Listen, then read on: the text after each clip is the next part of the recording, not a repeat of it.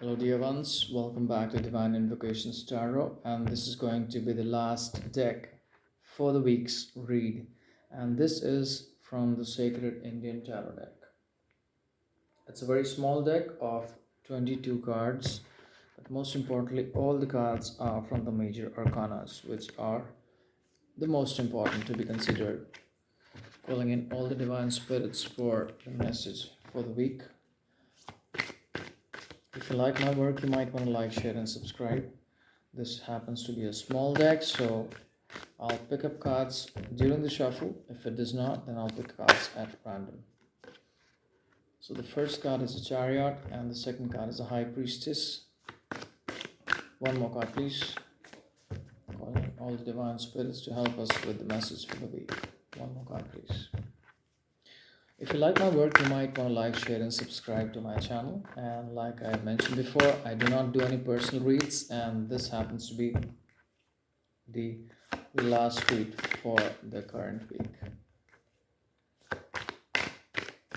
Calling in all the divine spirits for one more card, please. One more card, please.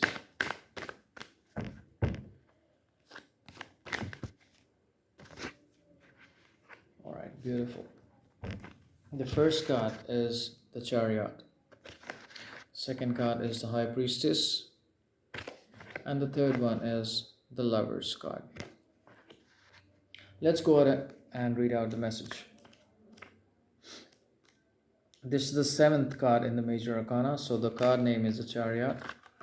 I'll read it out for you. The Chariot is a card which contains great dynamism, strength, and power. Often when it comes in reading, it indicates the struggles which we have with ourselves and with life.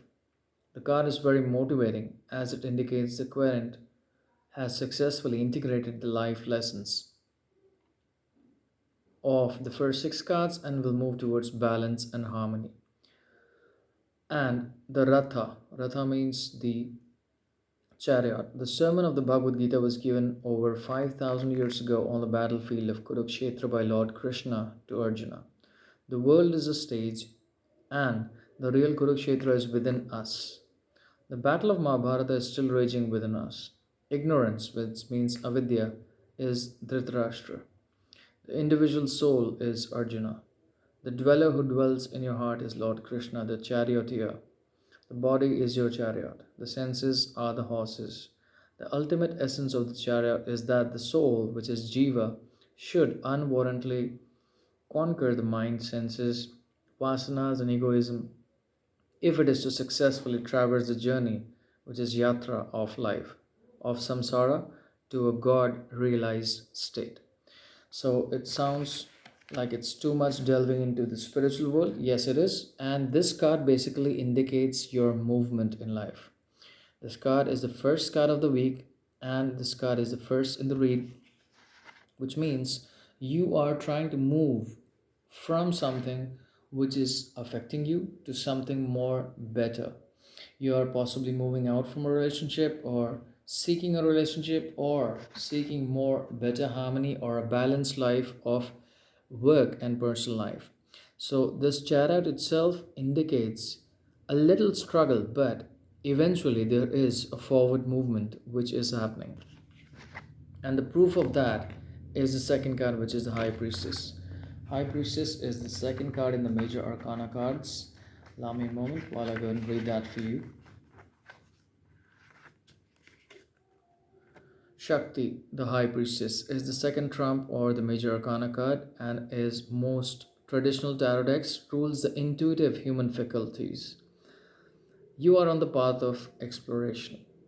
Shakti is synonymous with the Devi or the divine power that manifests, sustains, and transforms the universe. Shakti represents the active, dynamic principles of feminine power. She is the sacred force, power, or energy in the Hindu concept or personification of divine feminine aspect, sometimes referred to as Divine Mother.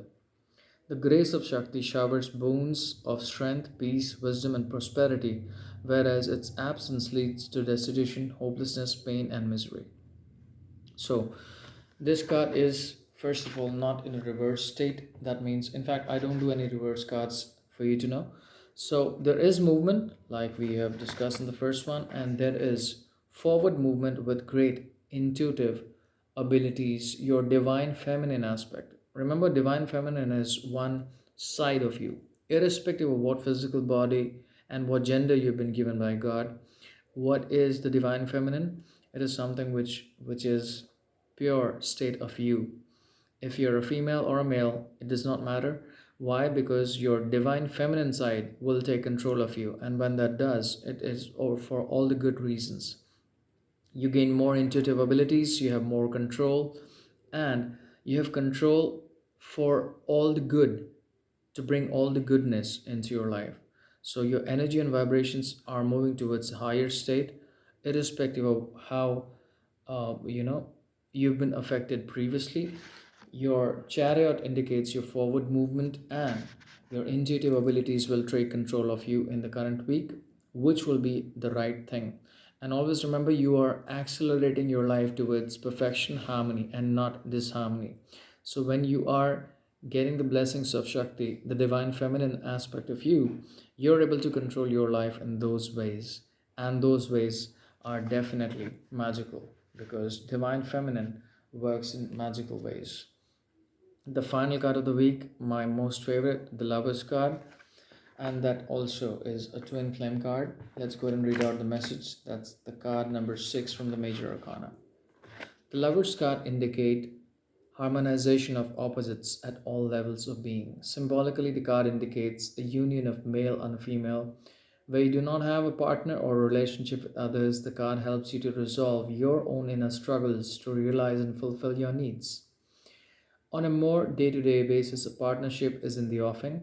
Perhaps a choice needs to be made, a reminder that balance is essential in all relationships. Radha and Krishna are the eternal lovers that symbolize the union of Purush and Prakriti. The man, Purush, is symbolic of the conscious mind, and the woman, Prakriti, of the unconscious connected to the divine source. Purush is the term in Indian philosophy denoting the individual conscious principle. Prakriti is primordial in nature, the material substratum of creation. Consisting of sattva, rajas, and tamas gunas, it is through the woman that a man achieves his connection with God, or the higher self.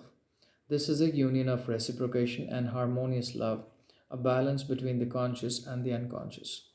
So, if you think that you are not in a relationship, or you are in the verge of breaking up or getting separated, or if you are already in a harmonious relationship, the main thing is, if you're looking at the image of lovers, understand that both are you.